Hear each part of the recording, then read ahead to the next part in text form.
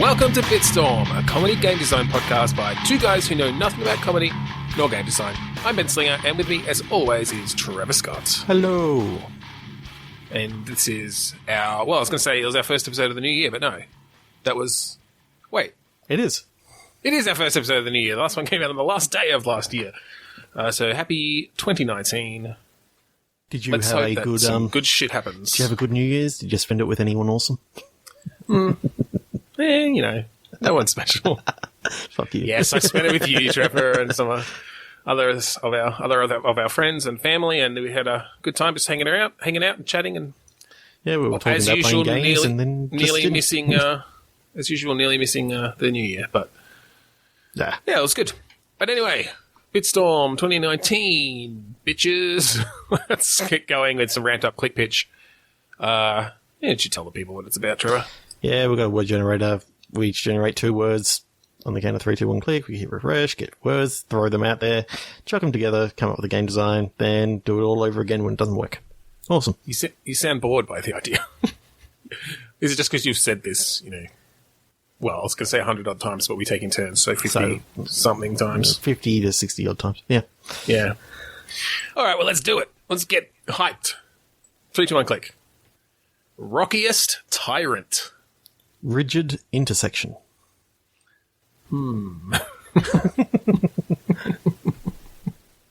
mean, rocky and rigid kind of go together. Yep. I was going towards, is this like a world of rock people made of rocks? Like, can we get gameplay out of that? Is intersection to do with the driving, or is it just some paths in the mountains that are crossing and things happen there? Okay. Obviously, there's some sort of tyrannical person or object involved. So I'm picturing this tyrant who one day makes a deal with a crossroads devil, or like a crossroads demon. I'm not sure whether not sure whether you've heard about, you know, the idea of the crossroads. It's quite often seen as the crossroads. Quite often seen as a demonic sort of breeding ground, just an intersection of a like dusty roads and that sort of stuff, and then you bury like some sort of keepsake or something underneath the road, and then a demon comes and makes you a deal. And so I'm picturing that it's about this tyrant who's made this deal. Okay. But it's kind of like an Emperor's New Groove sort of situation, in that he gets turned into like a rock monster and sort of has to learn the evils of his ways. Okay. So no one recognizes that it's the tyrant, and he's just sort of now this walking, talking rock monster that has to try and find the cure. And people talk about the evil tyrant who's now disappeared, and, you know, obviously not knowing that this guy is the actual tyrant. All right, I like that, except something you just said sparked something in me. Mm-hmm. You said he's a rock demon, and to me, that made me think guitars, drums.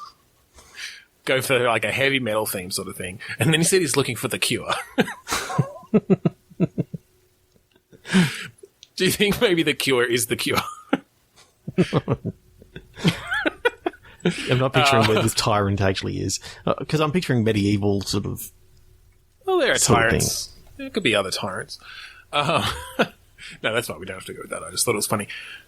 So, well, the other thing is that perhaps the deal he makes is what allows him to become, like, to gain power to become a tyrant. But then, as with any deal with the devil, you know, it sort of might come back to, you know, he has to repay or pay his dues kind of thing, after he's gained all the things that original deal gave him. Yeah. I mean, that could go both. I guess that could be the same thing. It's that when he comes back, it's, you know, it's like, oh, long ago you made a deal with me to, you know, gain power and influence, and, you know, you've misused that, so I'm gonna, you know, make you heavy with your sins and regrets. Rocky with regret. Turns him into Sliced Alone. Jesus. All right, I think this one's going nowhere. Yeah, 3 to 1 click. Yeah. Continental graph. Graph? Like Graph? Yes. You mean graph? Either way. Oiled predominance. So continental graph. I'm sort of thinking that's more along the lines of you're on a ship and you're literally sailing the coast of this undiscovered continent. And you've got a cartographer with you, but you've got to try and deal with all the crap that's gonna happen around the coast of this continent, and you can sort of stop off every now and again to try and venture inland, but to get more supplies and that sort of stuff. But I'm seeing it sort of like Flame in the Flood sort of. Okay, so kind of a randomly, like procedurally generated coastline. Yeah. That just kind of goes on forever. Yeah, and you can sort of, every now and again, you see a little inlet or something like that you can actually access. Most of the time it's just like this huge, unscalable, rocky sort of stuff. But I like the idea of that. I wonder if, and I've used this example recently, but having sort of FTL-like gameplay where you're sort of managing your crew, different crews, different crewmen obviously then bring different sort of skills and things to the table or have different strengths. And you've got some goal in place. And yeah, again, it's randomly generated. So you come to a coastal town and you can, trade or whatever, or, you might find a new crew person.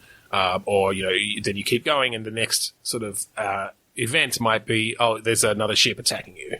And so it's like, oh shit, like move people to the cannons, move someone onto the bridge to actually steer or whatever. Have someone dumping out water if you've got a leak coming on. And so you're really having to manage those different stations to keep your ship afloat and succeed. Yeah, and I think this is one of those sort of single life things in which you try and see how far you can get on, with one life, having to, deal with hunger and thirst, sort of survival like style. Yeah, absolutely. Like you have to bring on new supplies, to feed your crew and to, cannonballs, like weaponry and stuff. Yeah, but also having to deal with like if the cartographer gets taken out, like that's the end. Like you, you lost the race. So he's your like. It's part of your escort mission that you've got to keep him safe. Mm-hmm. Mm-hmm. Okay, so you're racing to like map this new land. Yeah, but what I'm also picturing is that like when that happens, it talks about some other group that has actually won the race to map this thing. And right, yeah. And so I'm picturing I like that reminds me and some other things, and scurvy and mutiny. I'm picturing that sometimes you've got to deal with morale. You can definitely bring in a morale system where, if you've got too few crew and you're going to push them too hard, then they start getting disgruntled and you risk having them just kill the captain or take the cartographer hostage and leave or something. I don't know. Like there can be lots of ways. I like the idea. So I had a brief inkling of, do you remember the old DuckTales game where you were Scrooge McDuck competing to like make enough. I can't remember what the goal was, but it was all about within a certain amount of time. You kind of had to go to the different places around the world, and then you just had little mini games and stuff. Yeah, I kind of remember that. But make enough money. Anyway, my point was that maybe this is some sort of it's some sort of challenge, perhaps like put up by some rich benefactor or whatever. But the point was also that you might actually come in contact then with these other people. Like it sort of is this thing that multiple ships are all trying to do at the same time to win this big prize. Mm-hmm. The war chest for having mapped the whole coastline. And maybe you find out there's sort of some ulterior motive that with this map that guy's going to find even more treasure or something, and perhaps you can find it yourself or... What I like other little things. Is the idea of, supplies are going to be pretty scarce at the very start, so you're good enough for like a day's worth of travel. You can actually, speed up some travel, basically. So if you don't want to sit there and wait for it, you can sort of set it up. Okay, when it comes up, when we come up to an inlet or when there's some danger, fast forward. So basically, you can always sort of be skipping some of the boring cartography stuff, but also I think kind of like FTL, you're kind of you like do another jump sort of thing. Like you leave a place and it just automatically goes along until, there's something that needs to grab your attention. Yeah, or you can spend some of the time on your journey to the next place dealing with the morale of your crew and, doing some other things like that. And maybe you set like, so you've just left port from some place and you're going to continue your cartography. And so it's like, all right, what do you want to spend the next day doing?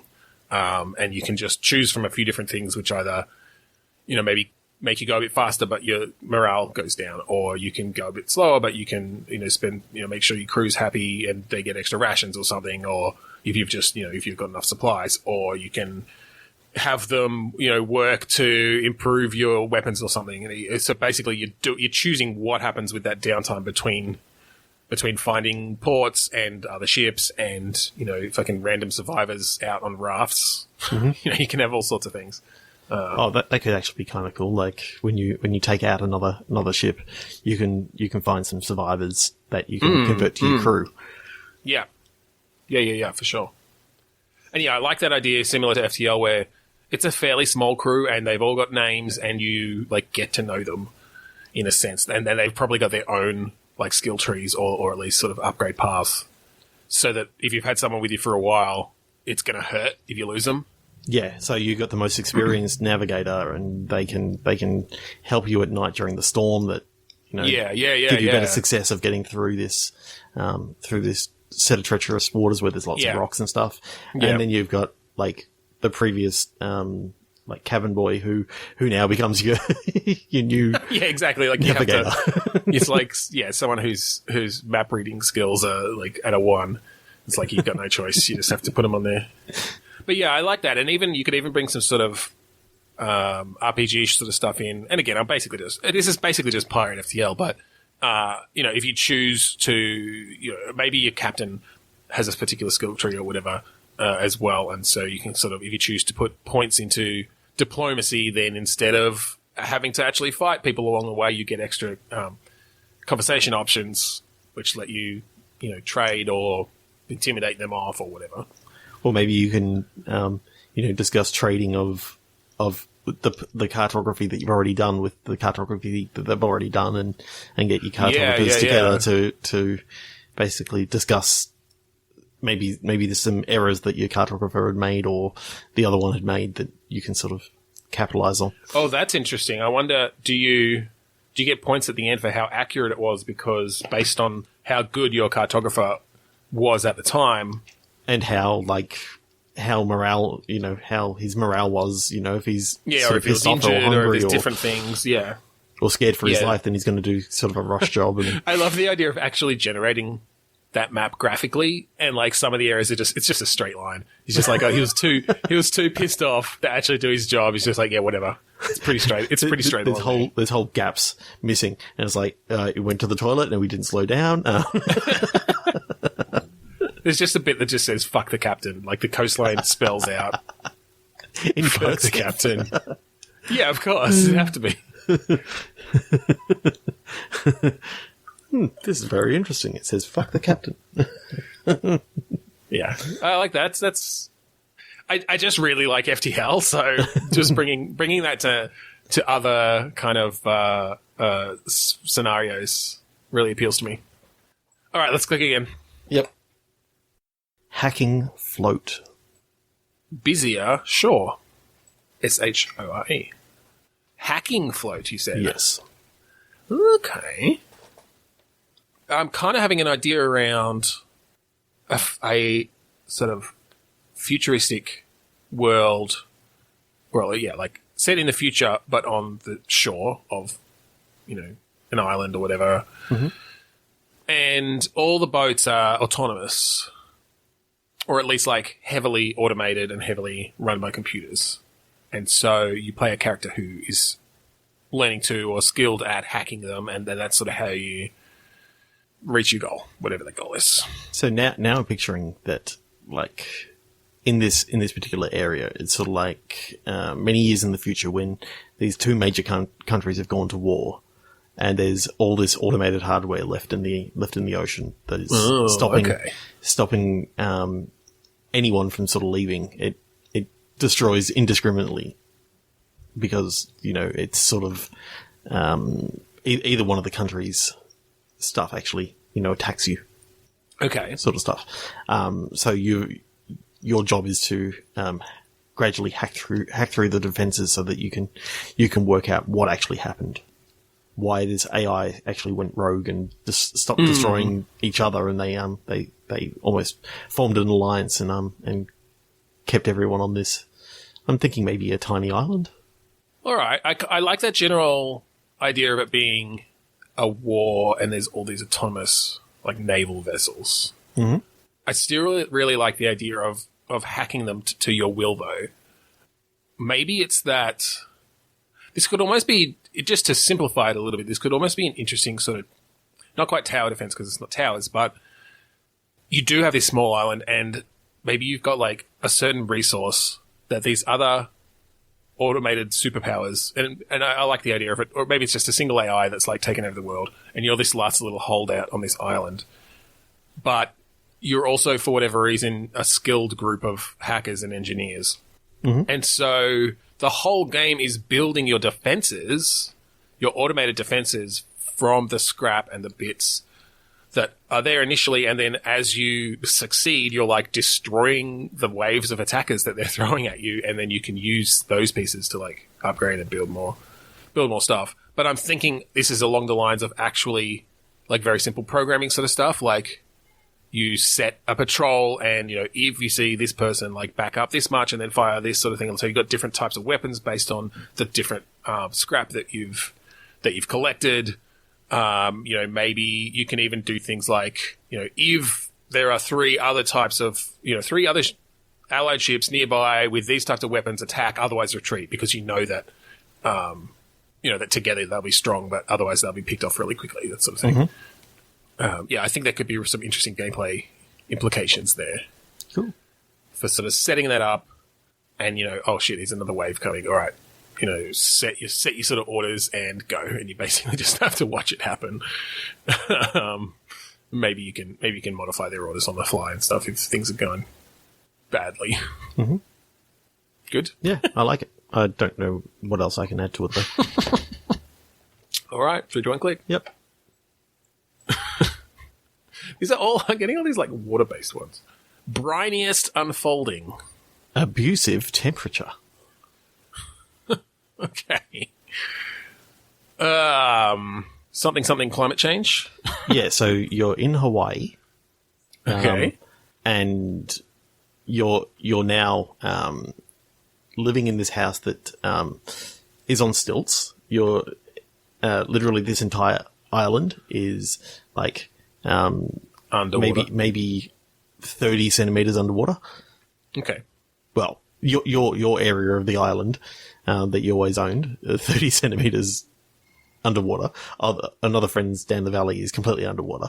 And it's sort of like a Stardew Valley, but you're now having to deal with water-based. I was thinking that when you were saying that. That's actually really interesting there's some sort of interesting political and moral things that you can explore there in a Stardew Valley-esque game where climate change has had this huge effect. What are you laughing at? I'm laughing at the fact that I'm just picturing that you got sheep, but they've all got stilts.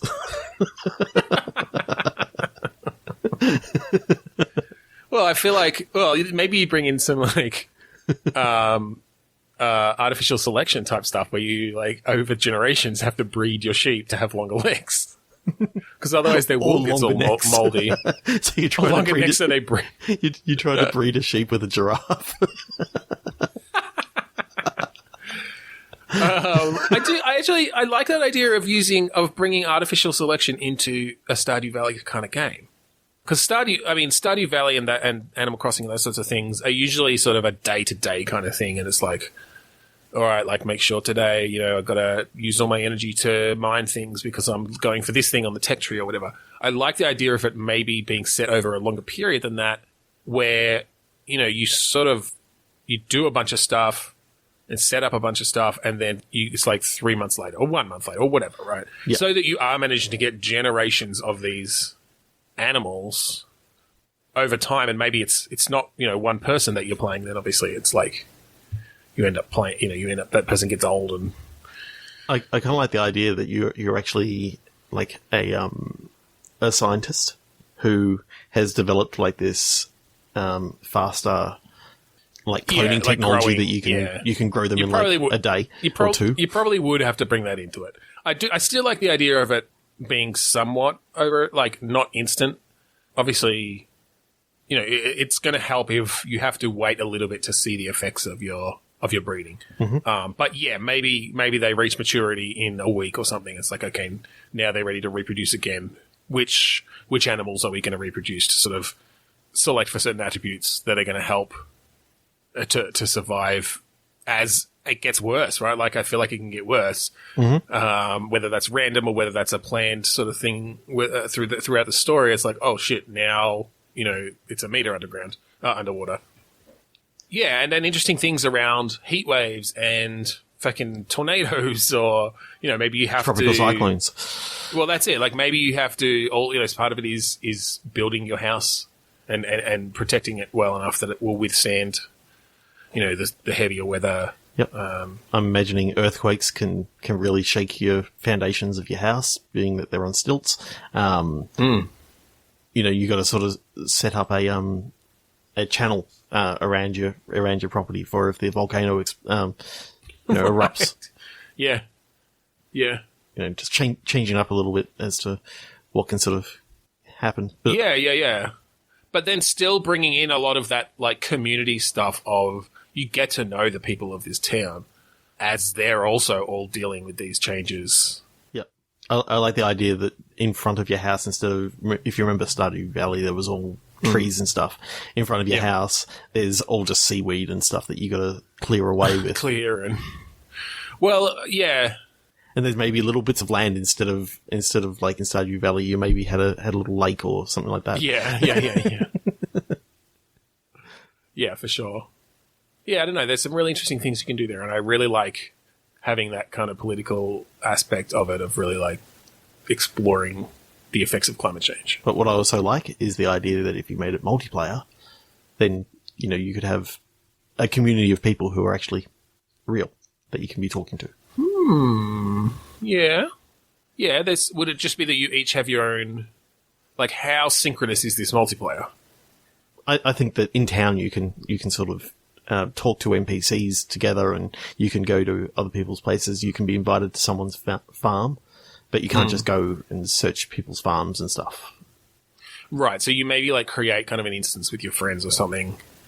Yeah, and maybe this local town can support up to 6 people. Yeah, that could be cool. But then again, if you get a complete and utter arsehole in your group, then that may not be great. But yeah, but that's all games. Yeah, true. I do like the idea of a kind of. It's like it would actually. I like the idea of it actually being synchronous in that if they're online, you might just run into them. Yep. But maybe like when they're offline, their player kind of becomes just more of an NPC and has set routines. And maybe you even set up those routines. So it's like, okay, this is what my NPC is going to do while I'm offline. Spend 30% of the time, maintaining the farm, 20% of the time sleeping, whatever. 5% of the time masturbating. Sure. 3 to 1 click. Yeah, okay. Ooh, mellow spacecraft. Virtual crossroad.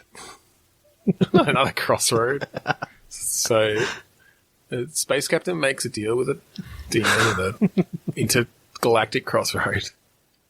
Virtual crossroad. Yep. Mellow spacecraft. Okay, so I'm seeing this as a cross between Ralph Breaks the Internet, which I still haven't seen, and Inner Space. In the fact that you're flying around in a little ship in the internet. Oh, okay.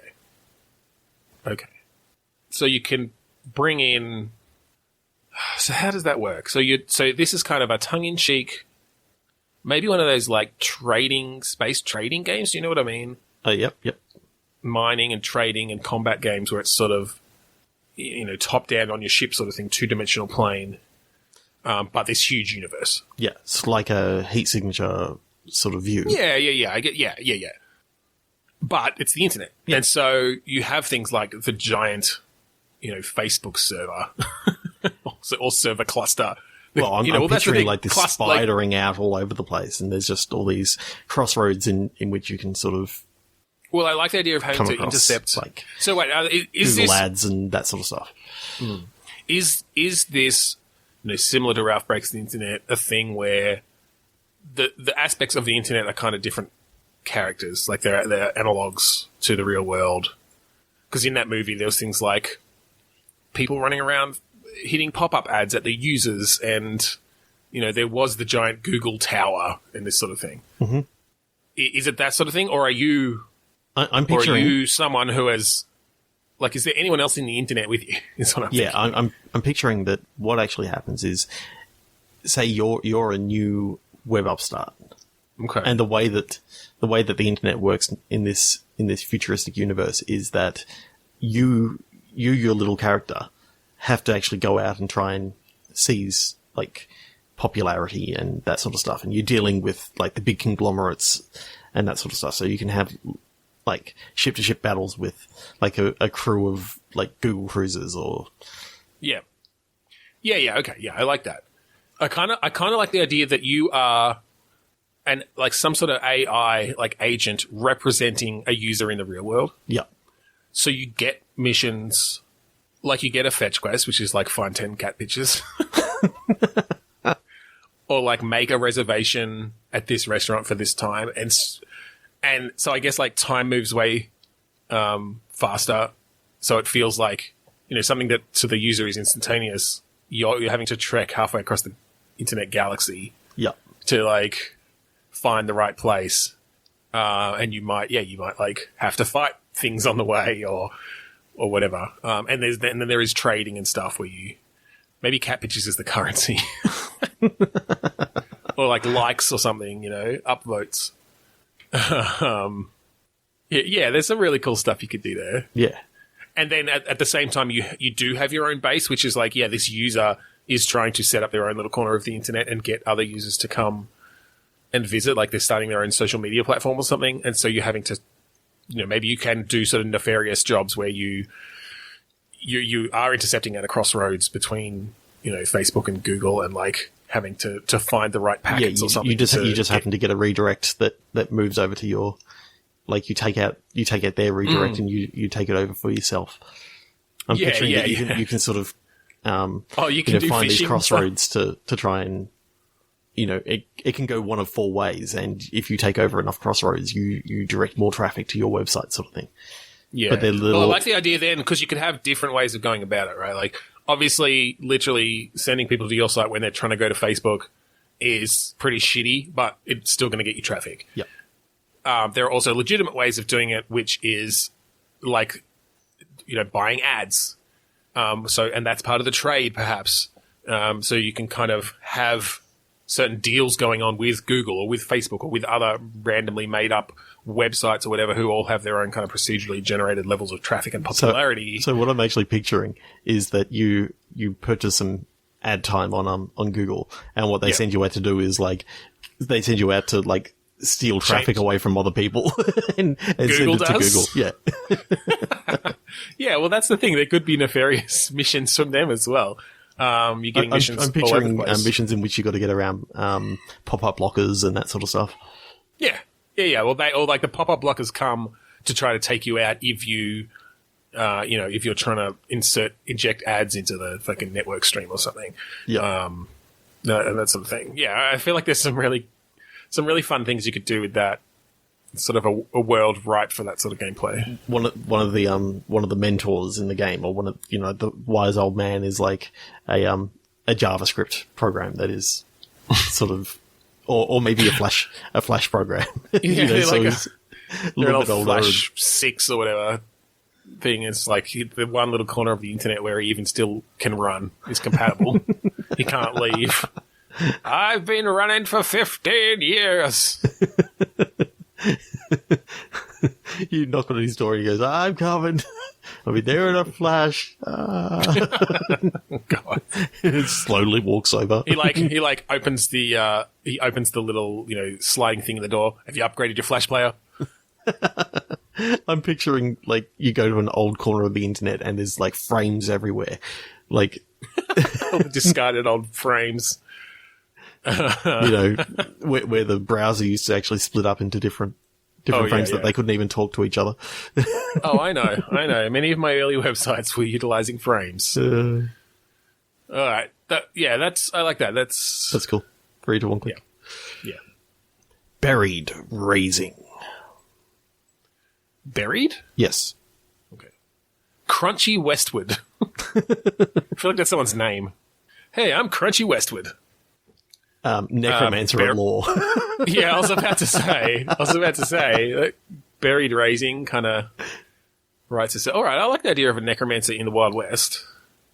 Is that where you're going with that? Or? Yeah, so I like the fact that he's a lawyer, but he's also a necromancer. So he deals with cases in which, he tries to defend people, but what he actually does is he brings the victims back to life. It's one of those sorts of things. To actually, sort of ask, who actually killed them, and then you got to try and find the clues and that sort of stuff. I like this. Yeah, I like that a lot. I like that setup.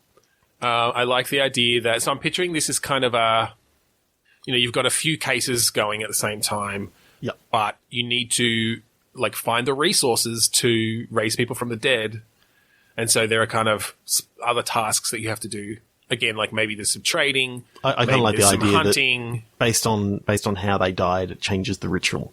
So someone who was sort of some investigation you have to do, and then it's like, all right, okay, these are the ingredients I need, and this is where I have to do it or something. Yeah, and where you go to raise this guy who died of natural causes, and the ritual doesn't work, you realise that this guy was poisoned. Oh, okay. Yeah, that's interesting. So based on the way they die, if the ritual doesn't work, so that gives you another clue, and then you alter your ritual or find those ingredients and finally raise them and get the real story out of them. Yeah, I really like the idea of this guy just being a necromancer who's just happens to also be a lawyer. Yeah, well, what it's actually reminding me a little bit of, and I haven't played a ton of this, but have you played Battle Chef Brigade? No.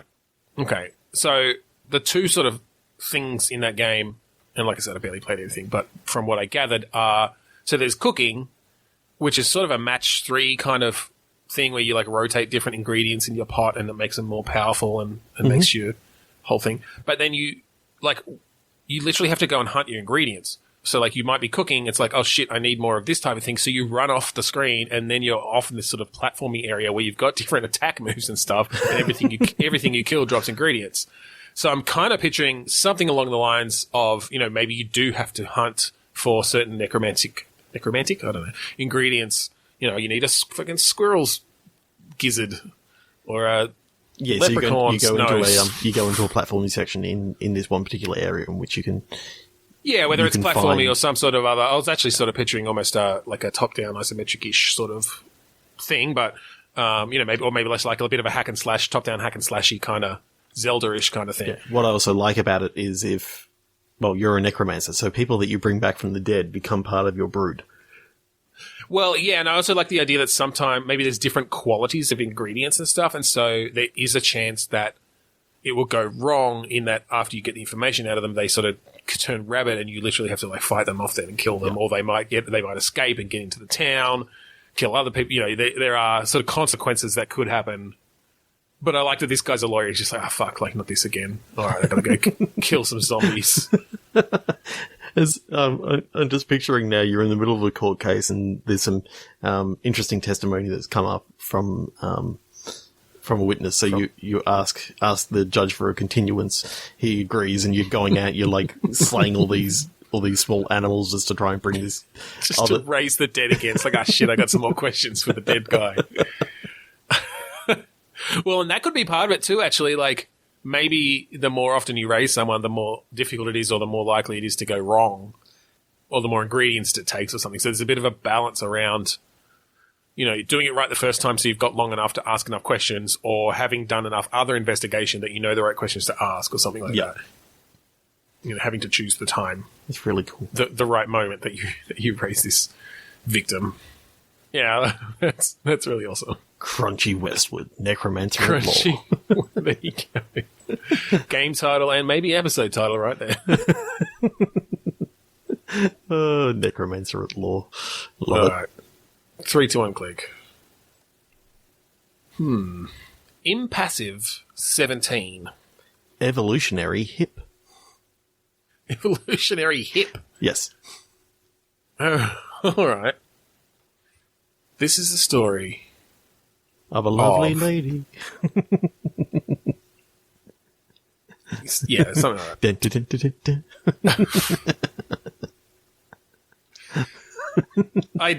I do something, except I don't remember anything about it pretty much. This is the story of a teenager. It's 17-year-old, and she is injured and has to have a hip replacement. But they accidentally give her the hip that was supposed to be for the bionic woman. Yeah, they give her like a bionic hip. That she wasn't supposed to get, like, the bionic woman or the bionic man, the $6 million man or whatever. He gets, like, the normal hip replacement, and you get the bionic one. Yeah, it's like Inspector Gadget's new hip. So you've got one leg that can just, like, extend from the hip. I'm imagining it sort of like a Bayonetta style beat 'em up sort of game. Beat 'em up sort of thing. In that you're I'm picturing the right leg. Yep. Can extend out. You can basically jump extra high with this one hip. You can land from huge distances and all this sort of stuff. As long as you land on one leg, you can kick people with your right. You can hop forever. Well, if you run and jump, you always try to make sure that you're on your right leg. I like the idea that you have to time that. Like the animation is good enough that you can kind of watch the gait, but it's like, all right, okay. Now, shit, she jumped off her left leg. Just like do some tiny jump and fall down a pit to your death. I like that. That's cool. Yeah, and so you've got moves where you can like, I do like the idea that you can like extend your leg out, to kick people far away. You've got moves around that sort of thing. Other thing I kind of like as well is sort of if you remember Crypt of the Necrodancer, how you got to do things on the beat sort of thing. Well, the beat is literally when you're on the right leg, so depending on whereabouts in this case, you sort of get a meter coming up, and every time that you're sort of stepping on the right, you see that bit of the meter come up. So in the middle of the meter, if you click the A button right then, you get the if it's right in the middle, you get the best quality sort of jump. So is this almost... But either side, it's sort of not as effective. I feel like then this almost needs to be a bit of like an endless runner or something where... Because to get that well, you need that beat going for a fair amount of time kind of thing. Oh, yeah. And we're talking also, you've always got two different types of beat. So you've got one type of beat for if you want to jump and one type of beat if you want to kick. Because if you go to kick on the wrong beat, you're going to kick with the left foot. Not the right foot. Oh, okay. I like that. That's interesting. So I'm picturing an endless runner sort of thing. I think you've still got control over it, but you very quickly get up to speed. And as you do, the music starts or like kind of like comes up to speed with you. And then, like I'm kind of picturing you've got like the alternating like hi-hat kick sort of, or like snare kick drum going almost. Mm-hmm. Right? And so you do get a sense, and maybe you'd make them like, you just, anyway, recognizable on the on and the off beat, right? Yeah. Because, then all right, I need to jump when the snare hits because that's when the right leg's down. And kick when the kick hits. I need to kick when the kick hits, because you want to be planted on your left leg so you can kick with that right leg. Yeah. That's really cool. That's really cool. And I kind of do like that idea of, it's not an endless runner in the sense of you literally can't stop. It's just that you get up to speed very quickly, and then you've obviously got that very solid beat going as you're moving. But I kind of like the idea that, like, you let go and the music just sort of, like kind of just slows down and shuts down real quickly. Yeah, then you can sort of just do almost a beat 'em up sort of thing, and it's sort of okay because you're not sort of stepping and running. But if you're running and you're trying to kick someone, and if you're running and you're trying to jump, you want to make sure you're on the right part. Yeah, okay, then the beat 'em up stuff, maybe that's around combos where you're having to hit them at the right time, like when that leg comes down or something, or you know, the combos at least, you know, because people often in those games you have to remember like, oh, all right, like A to jump, X, X, Y, X, and that's going to pull off this particular move. But in this case, it's like X is if you want to start that combo on your snare because your leg's going to be down, and then XX is actually your, you know, left leg, left punch, and then Y is your right leg kick, or it lines up, and then and creates maybe like a little fill or something in the music. Do you know what I mean? Like yeah. Well, I can imagine that working really well if you timed it well. You sort of, you know, you're running along with the boom, boom, boom, boom, boom, boom, boom. You know, so you've got a little. That's the combo that you just pulled off. That's cool. That's really cool. And depending on how fast you're running, depends on the BPM.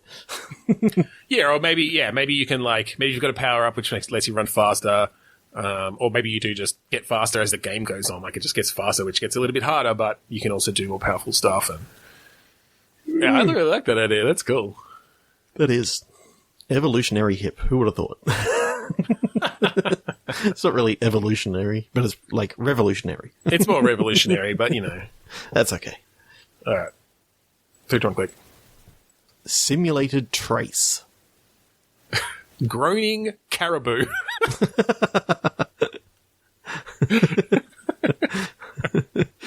Oh, God.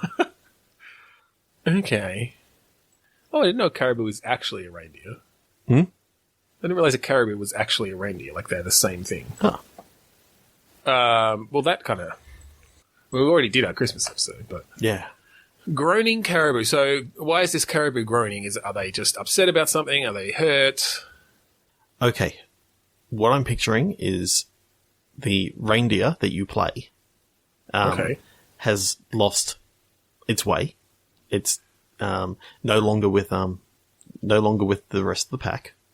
Is this a Santa thing, or is this just a regular reindeer? Yeah, it's a Santa thing. Okay. But I was trying not to subtly allude to that. So you've got to sort of, you can use like some technology that is on the reindeer collar, in which it can sort of analyze some basic clues around the area to do a simulation of where the pack and therefore Santa is. Okay.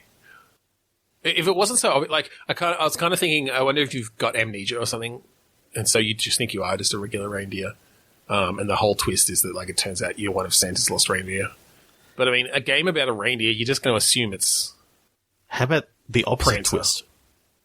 That you think that you're. Okay. You think that you're you do have amnesia. You think that you're one of Santa's reindeer, and they've left you behind. So you're like racing, and the collar that you've been given allows you to fly a bit and all this sort of stuff. But then when you actually catch up, you find out that you were just a normal like reindeer. An experiment. No, you're just a normal reindeer, and like the collar was accidentally put on you instead of Prancer or something like that. Oh, I like that. But then the double twist is that. Santa eats non-magical reindeer. They're your dinner. No, I was going to say it turns out that you're Rudolph, and this is how Rudolph joined the pack. Like something happens with your nose right at the end. Like when it turns out that the radiation from this Chernobyl from this collar that you've been wearing. Because you were just a regular reindeer, has like affected your nose, and it's now just illuminated at all times. And it's like, oh, actually, maybe you could be one of my reindeer. Won't you fly my sleigh tonight? Yeah, won't you light my way tonight or whatever? Lead my sleigh. I don't know, however that goes.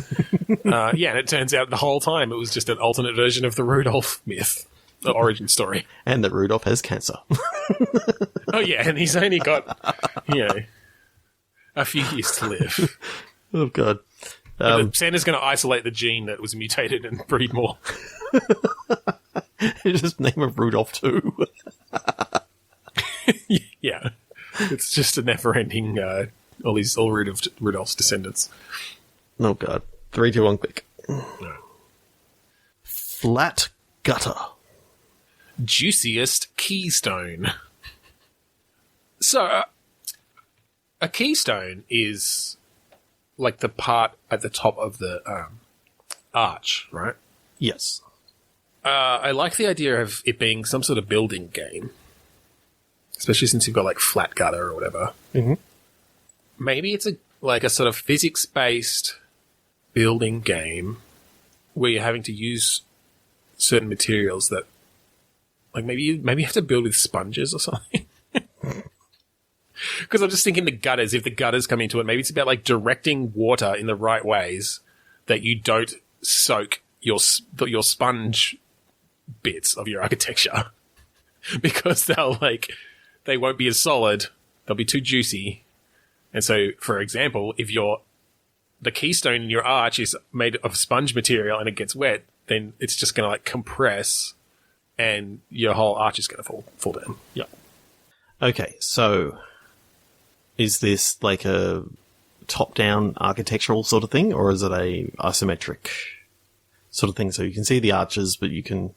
I'm thinking it's actually like a 3D, like you can fly around the whole space, kind of like rotate around the whole space. Oh yeah. So yeah, looking just a 3D world that you're using sort of WASD mouse controls to fly around. Well, unless you've got a character, yeah, I don't know. Anyway, and then yeah, it's almost a puzzle game, right? Like between you've got regular bricks, you've got sponge bricks, and you've got gutters. Mm-hmm. And it's putting them together in the right combination that when it rains, this building will still stay up, or something like that. Even if it because I'm picturing these sponges as basically when they're dry, they're pretty solid. Like they're able to hold up bricks, on top of them. The physics sort of makes them uncompressible. Okay. But if they get wet, they obviously sort of get squishy. They get juicy, and so you could have things like, all right, well, I've put a whole layer of sponge bricks around this house, but it's fine because, yes, they compress, but it doesn't actually break the house. And when, it just lowers the top half of it as they compress down. And when they dry out, it slowly, expands back up again. And that sort of thing. So how do you deal with rain? Well, this is where the gutters come in, right? I think... Or do you have to get certain guards to stand out there with, umbrellas to make sure that the keystones don't get wet? Well, and I don't think you're always building arches. I think that's just one example that you actually might want to make the keystone a sponge depending on the size of it, because if you make any of the other stones a sponge, it's actually going to be uneven, right? Mm-hmm. Whereas if you think of an arch kind of compressing into that keystone, if it evenly presses on both sides, yes, the arch is going to kind of change its shape a little, but it's not actually going to collapse. Yep. Whereas if one side of the arch is a sponge and that side gets wet, then the whole thing's going to come down. So yeah, I don't know. I'm just sort of picturing basically you've got, and then the goal is sort of figure out the best way to combine these tools and use the gutters to guide water either to or away from your sponge bricks. And then you sort of almost a bit like Polybridge or something, in that you've got your building phase and then it's all right, and now it's raining. So let's see how it holds up. Now, you didn't know which ones were sponges and which ones weren't. Well, I think maybe that is maybe later levels you get ambiguous ones that. Well, and this is the thing, you could bring in other types of bricks that are going to react to rain in different ways. Yep. And that could be really interesting. Maybe you get some bricks that fucking have fast growing plants in them, so when they get wet, they actually push everything, from a certain direction outwards because the plant grows. And I just really like the idea of these kind of shifting buildings that, based on water or sunlight or different things, will change, and you have to build them in a way that they're not just going to collapse under those conditions. Mm-hmm. Yeah, cool. That's cool. 3, 2, 1, click. All right. One more, I think. Yes. Barbecued Optimist. Bloody cassette. Bloody cassette. Ooh. All right. So are we setting this in the 80s or? Yeah. So I think you've hosted a barbecue. Okay. You wake up and hungover. The whole place is a mess. Yeah. Your boombox is laying there, destroyed. Okay. And all that sort of remains is a bloody cassette. Do you have to first find a pen to re-spool it? Because like some of the tapes come out. Yeah, I think this could be an adventure game sort of thing. Yeah, yeah. I like the idea that, you know, it's almost a dude, where's my car, that you're so... Or like a hangover. Yeah, you were so hungover. Kind of situation. The only clue that you've got is a bloody cassette. And so your boombox is totally destroyed, so you got to go find, like, you go over to your mum's place and they've got a cassette player, because you got no other cassette player at home. And then you listen to this thing and it sort of gives you a clue as where to go next. Gives you clues as to what was happening and... Yeah, just gradually find out. I like the idea that it initially leads you to the idea that maybe you killed someone. Yep. Or someone died at this party. So there's like screams on the tape and voices that lead you in that direction. And, you know, maybe you recognize one of them and you can't track that person down and you're sort of having to... Yeah, maybe you're getting like flashbacks of the party or something. It's like, oh, this person was there. All right. You know, let's find them, find what they're up to. You know, they're hungover too, but they remember this particular thing happening and someone saying they were going here. So then you basically just then unlock different places to go as you're playing through the game. And yeah, exactly. I mean, you could probably do this as a fairly traditional point and click structure. Yep. You get there and they give you, Michael gave me his car keys. He said that he was parked on this street. So you go there and then you find out that like the car's no longer there. So, but you see something saying that it's like maybe being towed to an impound lot. So now you got to deal with the impound lot people and, you know, trying to sneak in there and find out, you know, that Michael's still asleep in the back of his car, but it's in the impound lot. So what do we find out the blood was eventually actually from? I kind of like the idea that... Killed the neighbor's cat. No, you cut your thumb or something like that, so it's your blood the whole time. Oh, it's like completely mundane. Yeah. And you were the one who actually, you know, broke the boombox. Yeah, okay, so like the final person that you talked to was like, yeah, don't you remember you like, you know, you said, here, hold my beer. I'm going to skateboard with my boombox on my shoulder over the fish tank. That's how you cut yourself. And you were recording the whole time. Your boombox got smashed. That's when I left, because you're a fucking idiot. Here you are expecting Don't contact to get, me like, again.